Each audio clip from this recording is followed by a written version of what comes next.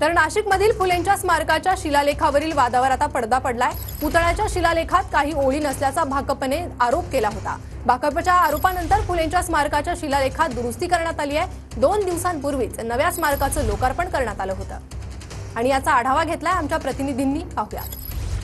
नागा परिसरामध्ये महात्मा फुले आणि सावित्रीबाई फुले यांच्या पुतळ्याच्या मागच्या बाजूला महात्मा फुले यांच्या ग्रंथामधले जे काही शब्द रेखाटण्यात आले होते त्यावरून वाद निर्माण झाला होता। भारतीय कम्युनिस्ट पक्षानं या ठिकाणी महात्मा फुले यांचे जे काही अखंड आहेत त्यामधल्या शब्दांवर आक्षेप घेतला होता। वित्ता विना क्षुद्र खचले हा जो शब्द आहे तो या ठिकाणी गाळण्यात आला होता। भारतीय कम्युनिस्ट पक्षानं आंदोलन केल्यानंतर आता प्रशासनाच्या वतीनं पुन्हा एकदा या संपूर्ण वादावर पडदा टाकण्याचा प्रयत्न केला गेला आहे।